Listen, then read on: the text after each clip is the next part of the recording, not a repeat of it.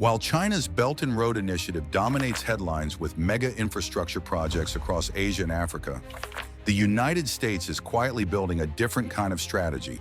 And one of the more surprising locations in this strategy is Pakistan. Though not in the billions, U.S. investments are beginning to take shape. Not as traditional aid, but as targeted moves in a broader geopolitical shift. These investments, largely channeled through the U.S. International Development Finance Corporation, DFC, aim to support digital logistics, health tech, and private sector growth. The message is clear. America is offering a new model for development, leaner, private sector-driven, and more transparent. Here's a little backstory on what makes Pakistan a regional game-changer. Pakistan holds a central position on the map. It borders China, India, Iran, and Afghanistan, and has a long coastline that touches the Arabian Sea. That location gives it access to key global trade and energy routes, especially those connecting the Middle East to Asia. Pakistan also serves as a potential transit hub for Central Asian trade, making it a strategic corridor for both regional and global powers. Whoever supports Pakistan's development isn't just aiding progress. They're gaining influence over trade routes that move energy, goods, and capital across continents. Now let's look at who made the first major move. China took the lead in 2015 with the China-Pakistan Economic Corridor, or CPEC, a $60 billion portfolio of infrastructure projects under its Belt and Road Initiative. CPEC's goal was to connect Western China directly to the Arabian Sea through new highways, railways, and a major upgrade of Gwadar Port. This gave China a shorter route for energy imports and a deeper strategic foothold in South Asia. But over time, many of these projects have faced delays, financial stress, and backlash, especially in the restive region of Balochistan, where Gwadar is located. These vulnerabilities have opened the door for other players to engage differently. Unlike China, here's how the U.S. is stepping in. Instead of launching large mega projects, the U.S. has focused on small, high-leverage investments.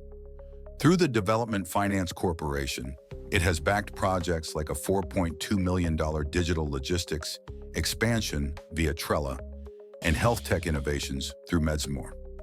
These investments support private innovation, supply chain digitization, and pharmaceutical access without adding to sovereign debt. The U.S. approach emphasizes transparency, private sector scalability, and long-term sustainability.